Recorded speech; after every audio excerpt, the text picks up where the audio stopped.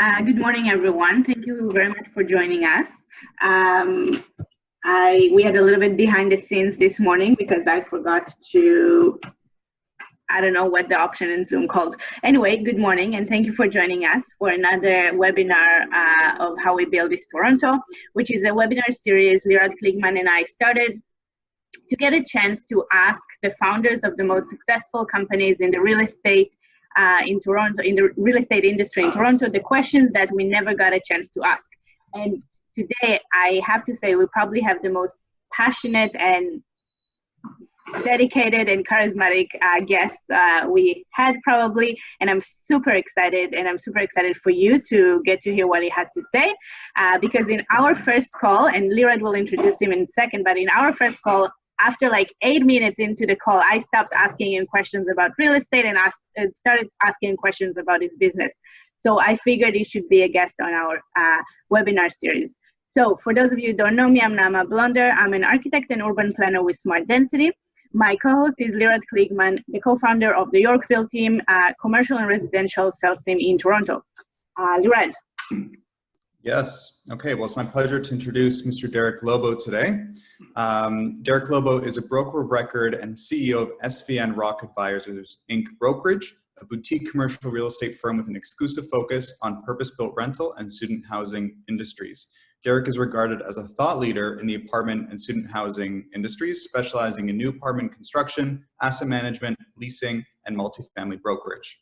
Derek is also the proud father of 3 daughters and grandfather to 8 grandchildren, which is fantastic. So Derek, thank you so much for joining us today. We're really excited about the session today. So why don't you give us a bit of a background on yourself and why you're so passionate about brokerage? Well, you know, I'm a commercial real estate broker, and you know, you do not need to be a heart surgeon or, you know, require 3 or 4 degrees to be a commercial real estate broker. It's something that really anybody can do, but it requires, and I'm going to be pretty candid about what's required to be a commercial real estate broker. And I think the #1 characteristic we look for is grit. And I'm going to define grit a little bit later on. That's what it takes. Look, grit gets you through a lot of things in life. You know what I mean? And so we're going to discuss that a little bit. I like commercial real estate brokerage. By the way, I only got my real estate license when I was 50. And I was afraid of passing the course. So I made my 18-year-old daughter take the course with me so that I had someone to study with and things like that. And I barely got through the course, but I got through it enough to have my license. It's hung on the wall somewhere here. So, you know, I have a real passion for real estate, but I also have a passion for real estate families. And the interesting part of the business that I work in, the apartment sector, it's by and large private. I mean, there's some good size REITs now, and there's certainly a roll-up going on, some consolidation going on, but the majority of the business is still private. And these men and women who built these portfolios are really my heroes. They're extraordinary people. Just extraordinary. They took risk, they had courage, they were frugal, they drove pickup trucks, they weren't living the big life. They were just, you know, happy to be in Canada, happy for the opportunity to build apartments and so on. And a lot of these apartments were actually built by immigrants. A lot of them were built by Holocaust survivors who came here after World War II and just took extraordinary risk. And I'm going to talk about those things as they just sort of come up in our discussion today, okay? But if it's okay with you guys, I'd like to just, you know, we're living in an extremely unusual time right now, right? It's, you know, so basically September 2020, we've been through 7-8 months of this. And I thought I would just kind of summarize the state of the nation on commercial real estate. Okay, and so at the top end, I would call the lowest risk. At the bottom end is the highest risk. You know, we were sitting here, you know, 5-6 months ago. You know, I kind of made the decision to say, look, I'm just going to make my decisions day by day. So I was only making decisions that lasted 24 hours, and that went on for maybe 2 or 3 months. And then I started making decisions, you know, for like a week, then a month, and now I'm making decisions 3 months in advance. I'm actually planning things in September, October, November, but I'm not really thinking about next November yet because nobody knows the way that this thing is going to go, right? So in terms of commercial real estate, it's been a real mixed bag of what's happened. I would say that self-storage, industrial, and apartments, and I just circle apartments because that's the sector I'm in, have done extraordinarily well. Apartments have always known to have been recession-proof. I also think now they've shown to some extent that they're virus-proof. Vacancy rates are still strong. Yeah, there's some pain at the top end of the market. Okay, those $5 rents aren't holding, but maybe you should never have gotten to $5. Okay, but so those rents aren't holding. But at the middle market, the middle upper market, and the lower market, things are as good as they used to be. Fair enough. So when April 1st came around, everyone was worried about what % of rents got collected. April was just a little dodgy because landlords didn't have good practices in place. By May, it was good. By June, nobody was even asking the question, what % of rents are going to be collected? That's amazing, because you know right now that under the current provincial laws that you've got to pay a rent, but you can't be evicted. It's a bit of a paradox, but you cannot be evicted. So, but the majority of tenants are residents are actually paying their rent and things like that. The one message that I gave to landlords during this period, and we did five webinars on COVID before anyone had done one on the apartment sector. And the reason is we wanted to give you actual advice. It wasn't just four talking heads talking about what's going on in China. Like, who cares? Like, I got an apartment building here. I got frontline staff. And so the first thing I said to people was, go give your frontline staff a raise, okay? You're sitting in the second bedroom of your house. You're not eating rice and beans yet, even though you got them stored in the basement, right? You're living a pretty okay life. Those frontline people are working really hard. Go down there, write them a check, give them a cash bonus, order them in a dinner, right? Something. And what I said to every apartment owner, and I think some took the advice, it's easy to say, this is your opportunity to step up your game. Look, we have not been great managers in this city. We've been good physical, but rent controls is a disruption to customer service when your buildings are always full and things. It's like going to the passport office. You don't get great customer service there because where else are you going to go, right? In a monopoly. And so when apartments are always full, you tended not to say, this is your chance. One of our clients just called all his staff, all his residents. They were shocked. None of them complained. What they said was, thank you for calling. We're just checking in to see how you do. It's not too late to do that. So I think there's an opportunity to use this crisis to make your company better. And I'll talk about that a bit later on. Okay. So those, the top three asset classes are doing really great. Below that, there's some challenges. Student housing, it's a big unknown. Like, a lot of guys got full back in January and February, and that's when you fill up, by the way. January and February, you fill up for May and September of this year. So lots of students assign leases. The parents probably won't default on the lease and things like that. But we're going to see what happens to student housing next January and February for the following year. If schools still stay shut down, that could be real pain. I'm not going to make any guess on office, but I've certainly heard a lot of talk about people working from home and people, liking it and being more efficient and things like that. Some are, some aren't, is the way that I'm going to say. Okay, so office is going to have some medium to long-term risk. Short term, a lot of the office towers have long-term leases, strong corporate covenants, and things like that. But when the lease comes up for renewal, let's see what people do. Retail, we don't need to talk about. It's been difficult, right? I mean, it's been short, medium, and long-term risk. Certainly, we hear about it from our clients who own lots of retail, but also where there's retail at the bottom of an apartment building, right? And the phrase that I've heard from a lot of owners was when the retail guy said he couldn't pay their rent, he said, "Okay, show me your books." And I think that they were surprised at how bad the books were before COVID, right? So there wasn't a lot of strength here, bench strength, and things like that. And then the hotel guys, I really feel the sorriest for those guys, man. It was the trailer park, or the hurricane went through the trailer park. You had no idea this was coming. Hotels are doing well, and then bang, it just dropped down to zero, right? And at the pit of it, I mean, a lot of hotels were shut down. Hotels are running at 5 to 10% occupancy rates, and things like that. Okay, so I think that's what I wanted to say, sort of in terms of introduction. Hey Tanya, how do we make me full screen here? I want them to see my. Stop sharing. No, you just come and do here for me. Okay, so I thought if we could, Naman, talk about brokerage. That's what I am. I'm a commercial real estate broker. I kind of built the business, right? Okay, there we go. Okay, but you have to help me go back. Okay, let me go to the side. So I thought I would talk about our philosophy on brokerage. Is that okay? Okay, so think about brokerage as being a team sport. Gone is the day of the one-man broker with the golf clubs in his trunk, and he's glad-handing people, and he's going out drinking with them, and they're doing a deal at the clubhouse. I guess some deals still get done like that, but today brokerage is complex. We have a group of 20 people who work here, and now only 5 of them are brokers. The other 15 are support staff for those brokers. So our motto is we compete with the big guys. I'm going to show you some deals that we've done.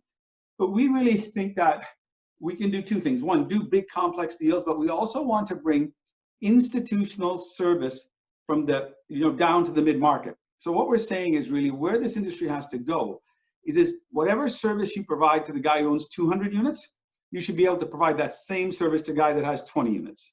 Fair enough? And the majority of buildings, there's 23,000 buildings in Ontario, 18,000 are small buildings, like less than 50, 60, 70 units, right? So that's a huge market there that really isn't being covered very well by resi-commercial. They're still using, house platforms to sell, but it's a fairly complex investment. So I think that our philosophy on brokerage is it's a team sport. There's a finder, minder, grinder, analysis, marketing person, database person, things like that. And while 20 is a big number, I mean, but I don't think the day of the one-man private guy with his Rolodex, not sharing anything with the guy in the cubicle beside him, that brokerage model, I think, it's not dead, but it's dying. There's guys who have a good Rolodex and they'll continue on for the next 10 or 15 or 20 years. But I think if you're younger and you want to join this sector, I think that you have to be a team player, or it's going to be or you won't make it in the business.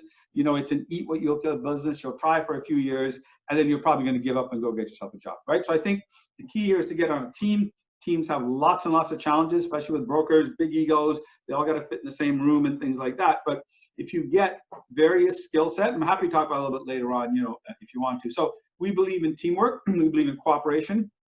We cooperate on most of our deals. So we're happy to give away 50% of our commission right off the top if you bring a qualified buyer in. Okay, that's the way the business works. And we think in commercial, too many brokers want to do both sides of the deal. Well, I don't think you're thinking of your client if you do both sides, if you want to do both sides of the deal. How could you possibly know every buyer for a 50-unit building? Now, I'll tell you, if you got a 500-unit building, there are only 10 or 20 buyers in the country. Fair enough? But if it's 50 units, it's impossible for you to say, I've got everyone. Even if you do have everyone, they don't know you, don't have a relationship with them, and things like that. So our philosophy would be teamwork and cooperation is the key, I think, to brokerage in 2020 and beyond. Okay? And it's a multidisciplinary team. The person that maintains our database has Excel skills and that I can't even imagine any broker having. Fair enough? And building a database is a key part of your business. So is financial analysis. The Excel spreadsheet model you've got to do, the stress testing you've got to do, and things like that. That's typically not done with the broker mindset that's a finder. Okay? That person is a minder. And also when you go into a listing pitch, you go in with a team of people. Right? And saying it's not just me doing it. I may be the front man, the broker may be, but there's lots of other people, making it work and things like that. So cooperation, teamwork, and I think a generally open philosophy. I think what I'm going to say now is kind of important. Everybody thinks that there's a fixed pool of buildings to sell. So if I sell one, that's less for the other guy. And that's not a great view of life. Okay? Look, I've sold $2 to $3 billion worth of real estate. I bet you half of that would never have sold had I not gone to the owner and made him realize that it was time to sell, created the opportunity for him to sell and things like that. So I didn't take away a deal from my competitor broker.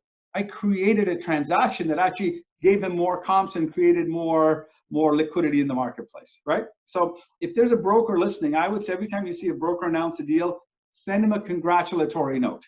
Don't think, oh, that's a deal I could have done, right? And I always send my competitor brokers congratulatory notes, and I don't think they know what to say. They say, thank you. You know what I mean? But I say, really, I can't believe you got that price. I can't believe how hard you would have to work to go out. One guy, he sold the deal in Saskatchewan in February. I said, I can't imagine what that'd be like, getting up, going out there, trudging through the prairie, selling these buildings, and things like that. So that's it. But then the other thing about brokerage, and if you consider a career in brokerage, and I think if you've got the right stuff, you should consider it, because you can make more money in brokers than almost anything else I can think of. Okay? So you've got to want to make a lot of money to come to brokerage, because you go through a fair bit of heartaches. You got to have some chops. Okay? But I asked a very experienced US broker, and I said to him, what does it take to be a good broker? And he said to me, let me think about it and I'll call you tomorrow. And he did. And he came back with these 3 things, okay? So what are the characteristics of a great commercial real estate broker, not someone selling houses? It's a different business. Number 1, and listen to the way he said, the work ethic of a Midwestern farmer.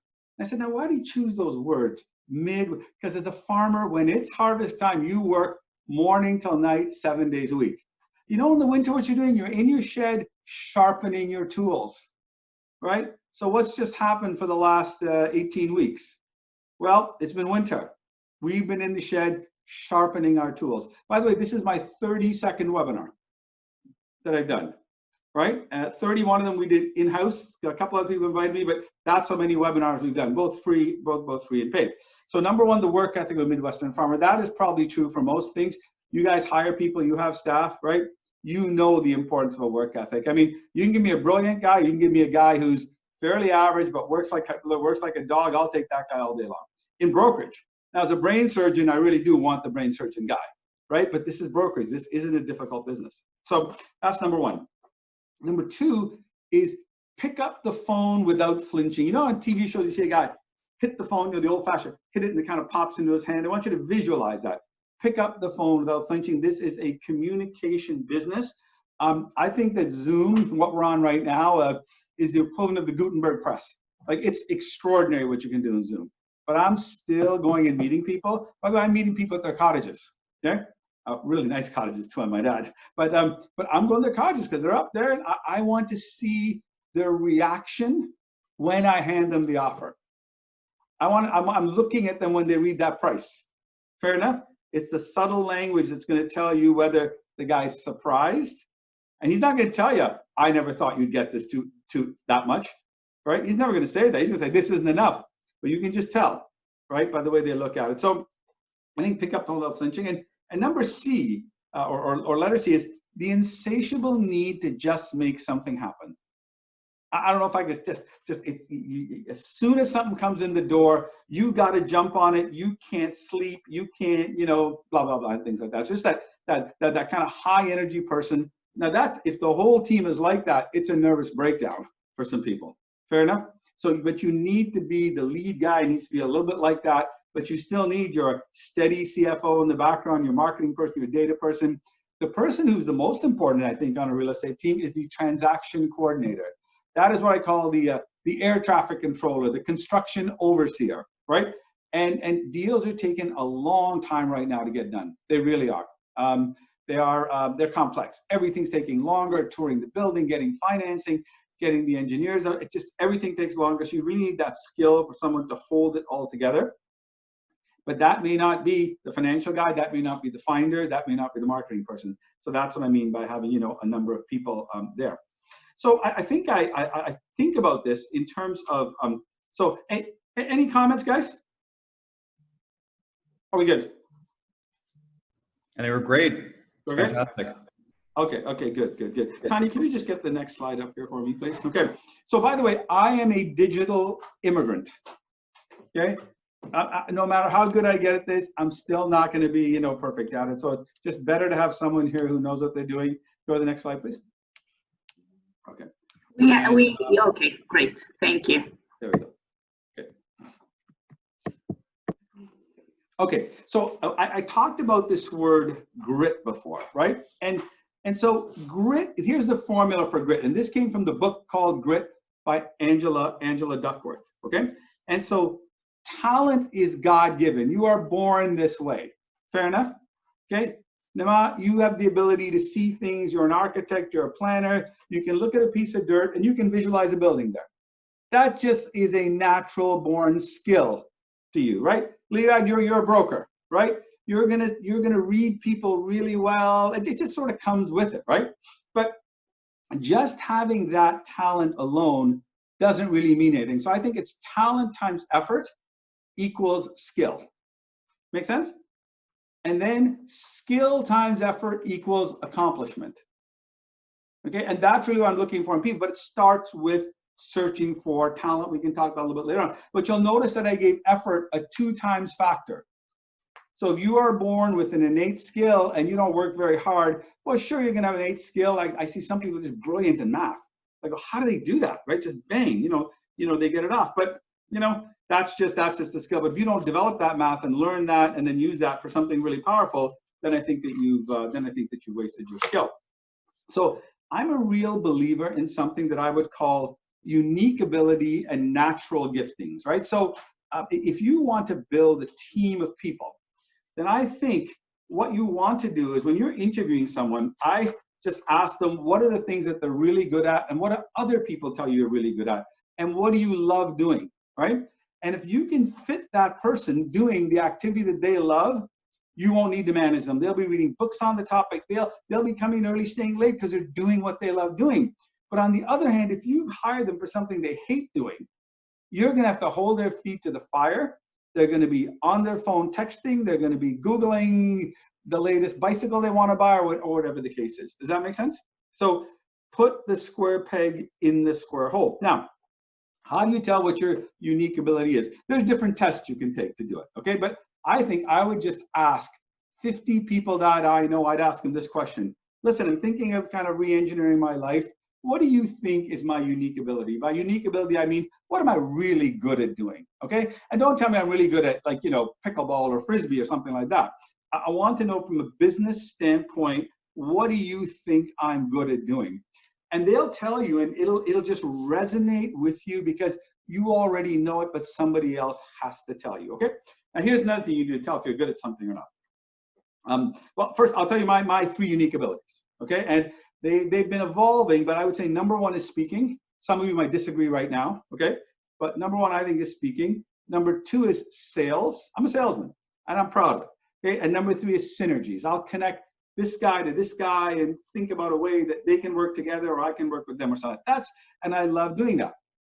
So I can, let's say, for example, have to speak in Edmonton, and you can get up at 5 in the morning, catch the first flight to Edmonton, get there by 9 or 10, and you can be on stage at noon. Okay, but you're exhausted. You didn't see the night before because you had to get up early. I'll tell you that as I walk onto the stage in Edmonton to speak, I'm feeling tired. But as I talk for an hour and I walk off the stage, I'm feeling better than when I walked on. See my point? So the activity that is your unique ability, you actually feel better about doing it after than you did before, because it's something you're naturally wired to do, right? So unique ability is important, and then grit with that ability is when I say talent, right? So you'd say, I love doing this, then you work hard at it, you could do just extraordinarily well, okay? Okay, so I'm going to need you to change the slide in a second. Okay, so I guess the next thing I want to talk about is being a niche player. Okay, bring me full screen here. And I think that the way that the world has gotten is that, it's become, yeah, great, okay. It's very, very hard to be a generalist today. Look, if you live in I'm talking about brokerage now, but probably about a lot of other things. If you live in a small town of 10,000 people, you want to be a commercial real estate broker, well, you got to do an office lease, you got to sell the laundromat, you got to do the parking lot, whatever. But when you live in large cities like most of us do, there is lots and lots and lots of room to focus, right? And I think you can even focus on a second. I likely add your company name is Yorkville, right? That pretty much tells me where you operate. I'm not going to call you if I got something to sell in Scarborough, right? Or in Vancouver. But so I like that because it clearly articulates your position. So we are niche players and we only work in the apartment industry, right? So what you don't want to be is a lake 1 mile wide and 1 inch deep. Yeah, I do a little bit of this, a little bit of that, and everything you've got. No, what you want to be is the Marianas Trench, right? Deep, narrow, focused. Now, the only caveat to that is if you're in a smaller center, right? But I think if I lived in a smaller center, I would make my geographic footprint bigger rather than trying to do everything. How can I know everything? How can I keep up with the technology, and things like that? So I've seen some great niches. My niche, and I'm going to show you a few, is apartments, but there are lots of guys that do apartments. I'm the new apartment construction guy. That's the way I present myself to the world. Fair enough? That's my niche. Okay, and I think it's a growing niche. So I've seen a couple of really cool niches. I found one guy who only sold churches. What a great niche. So what's happening in Canada, and I think probably in the Western world, is mainstream churches, Anglican churches, United churches, they're having a hard time keeping their congregations together. So you need to, and oftentimes they're in good locations, right? So you need to sell that church or rebuild them a smaller church on a smaller part of the lot because they sit in the middle of a great big lot and things like that. So you got so now you got a pastor with the mainline church. Now you've got the Korean Presbyterian church, and then you've got this Indian broker, and they're all in the church together. He's standing up there convincing one group why to buy it. But I love that niche. Does that make sense? So there are all kinds of niches. I know another guy who made a fantastic living just doing dollar stores in Eastern Kentucky. And he knew there were 856 dollar stores in Eastern Kentucky. And he would sell them, the franchises, lease them, right? But he knew that business cold. Who would have thought a guy could make a good living, you know, just on doing that, right? So I'm going to say the narrower the niche, the better. The faster you can become an expert, and the faster you can be perceived as being the expert. So my guess is if there's a dollar store convention for Eastern Kentucky, this guy's sponsoring, he's got a booth there, he's got the database of all those people, and they all know him, right? The guy's name was Bo Barron, okay? So find a niche and then fill that niche. Going head to head with people just means commissions are going to get cut, and you know, going to the brokerage bake-off, if 4 of you get invited, 3 are going to lose, right? And sometimes with brokerage bake-offs, I think the winner's already picked, but they need to go through the motions. Fair enough? And so I think that specialization, you know, sort of gets you around that. So I guess maybe what I want to just talk a little bit about now, education, because I know a lot of your attendees are younger people, right? I think the average age in our company is probably in its 20s, right? And people just got out of school. So personally, I think, Leah, you mentioned I had 3 daughters, right? And those 3 daughters have 8 degrees. Like, I feel like I should put them on my wall because I paid for half of them, right? And so my 3 daughters have 8 degrees. Then they, you know, they go to school, so they meet, you know, relatively educated men, right? So the 3 son-in-laws have 2 degrees each. So that's, if I get my math right, that's 14 degrees. So when we're sitting around the Thanksgiving table, you know, you'd think we'd be discussing what? Quantum physics, or we're discussing Netflix. No one's discussing Proust or anything like that. So for those of you that have multiple degrees, well, great, you had the, you know, the fortitude and things like that to do it. But if you want to be a broker, I don't think it's about the amount of degrees you have. And that's the only place where look, I would like my heart surgeon definitely to have several degrees and you know, and practice and things like that. But when it comes to the brokerage business, I don't think it's that complicated. Does that make sense? I don't think it's that complicated. It's a matter of being a couple of things that, you know, that we're going to talk about now. So Tanya, if you can just come back again. I'm sorry, but we'll just switch over here for 1 second. But what I want to talk about, I'm going to be, you know, a little forward here in terms of what we've done. But I think I'll show the example. So I mentioned to you that I got my brokerage license about 12 years ago. Now, to be fair, I was in the apartment business, okay, already as a consultant. But when I switched over to brokers, but when I say that my expertise is new apartment construction, right? When I say my expertise is new apartment construction, we've sold 25% of the 40 most expensive buildings in Canada. Okay, so I think I've sold 11 of the 40 most expensive buildings in Canada, and here are some of them. The one at the top was certainly the largest new apartment construction deal in Canada, $250 million. The Cherryhill deal in London, while that wasn't new construction, in 2011, it was the largest single deal that happened in Canada, right? And we're not a big brand. We're not a downtown Toronto office. You know, we don't have, you know, beautiful suits and great haircuts. We're just hard-working brokers who I think probably, you know, follow this philosophy. And so this is the advice that I would give people. You know, stay in traffic. Stay in traffic. That's what it's about today. And I think it's easy to stay in. Time to come back. I think it's easy to stay in digital traffic, right? But I think it's more than just staying in digital traffic. You've got to get out amongst people. You know, when things open up, and they will, right? You've got to be out there meeting people in their environment, in their offices. Look, in brokerage, we run a consulting division too. All the consulting clients come to our office. They do, right? So, but the brokerage clients never come to your office. You got to go see them. They're the man, right? So you've got to be out there, and then you've got to be efficient with your time. I have a scheduler, and the person's only job is to schedule me. So when I walk in at about 8:15 in the office, like, I expect to be going into an activity at 8:16, another one 8:30, another one till 9, another one till 10, and things like that, right?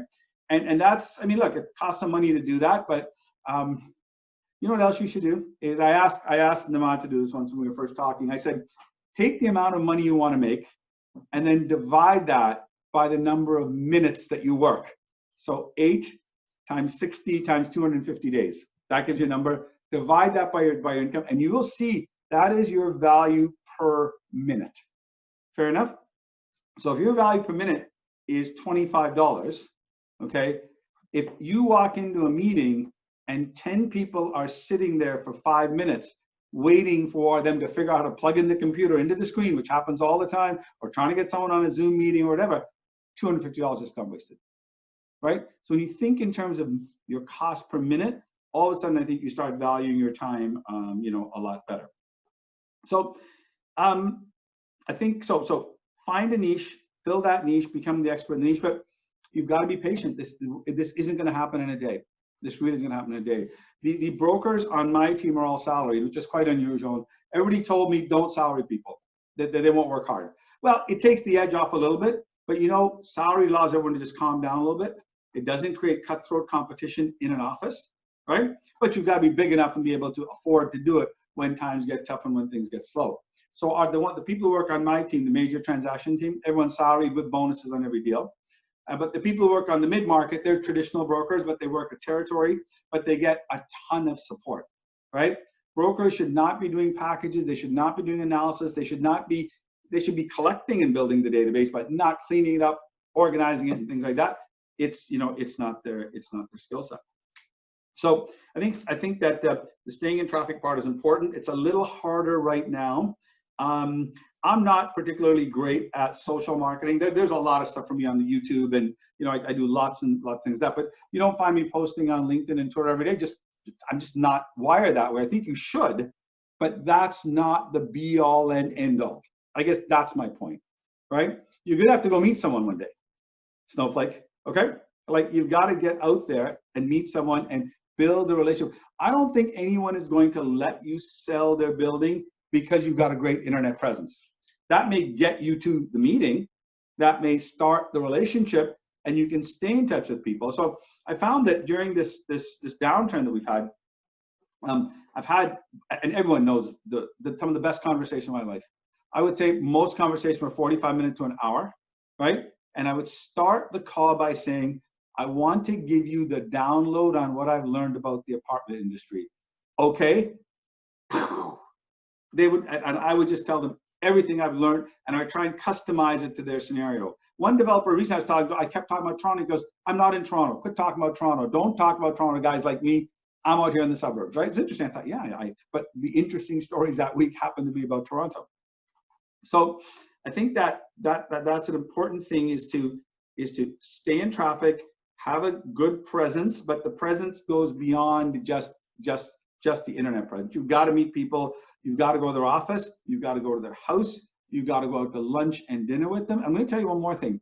You need to know their children, because if you're going to be in the brokerage business, this is an intergenerational long-term game. Fair enough. And you know, some of the dads and the moms, they're going in their mid-70s, right? And they're going hard. They're making every decision. But at the end of the day, the decision may be made by their children. So you need to be thinking about the children, and developers love talking about their children. They do, because they want them in the business. In fact, that would be a way to talk about that. We're currently writing several books. And by the way, you only need to be the author of the book. You don't need to write it, if you know what I mean. Yeah? So we're writing 12 books on apartment development. They all go together in a series. First book's done. It'll be done next week. But then the other ones will come faster. And I recorded the books and then hired people to transcribe them and, you know, and do that. It's a journey. It takes a little long to do, but you know, it's a big project. But one of the books we're writing is on intergenerational real estate families, because that's what we do. And so that type of work is not a 3-month or a 6-month listing. That's a 5-year listing, right? And I guess one of the things I've had to learn to be is patient during this process, because you know, you can't rush something that took 30, 40, 50 years to create, and then took 10 or 20 years to become a problem, and then to get all the parties on side slowly, to get something done that's the right thing. I mean, it's true that most businesses don't make it to the 3rd generation. I think it's probably fair to say that most apartments don't make it to the 3rd generation as well. Derek, I actually have a question. Speaking of long-term planning, can you tell us about your funnel? Because I know that you do so many activities and so many services that maybe for you are secondaries, but still it's your funnel. Can you talk about that? Yeah. We have something that we call, let's talk about new apartment construction, right? You know, a diagram, we can visualize this. So we have what we call the end-to-end process, where we're saying when you're a developer and you first get the twinkle in your eye to build an apartment, we do that initial feasibility study for you. Then we do the financial analysis for you. Then we sit on the design team. Then we help you find your joint venture partner. Then we help you lease up the building. And then if you choose to sell it, we want to be your broker. Fair enough? And so sometimes people come in right at the very beginning. Sometimes people come in part way through. Sometimes people come, they've leased up half their building and they've rented all the one bedrooms and all the parking spots. And now they got a problem, right? But that would be our funnel. And that I think the philosophy here, Nama, is that we just say, look, we'll provide many, many services to the same customer. What I don't want to do, so for example, oftentimes that people call and say, well, can you do an analysis of condominium versus rental? My answer is no. I can do an analysis on rental, but I do not know condominiums. I turn down work routinely because it's not, and that's hard to do sometimes because, you know, we're sitting at the middle of the recession, right? And you know, a lot of work doing. The guy says, can you help me make the condo versus rental decision? I said, I can do the rental piece, but you've got to do the condo piece or get somebody else to do, and then you can compare them, right? And you don't compare them just on dollars, you compare them on what is your long-term goal? Are you building intergenerational wealth, or do you just want to earn business income, pay tax, and then do it again? So you build apartments and condos for very different reasons, right? And I think that condo developers in Toronto are brilliant. They've had such a good run that it's almost in their DNA.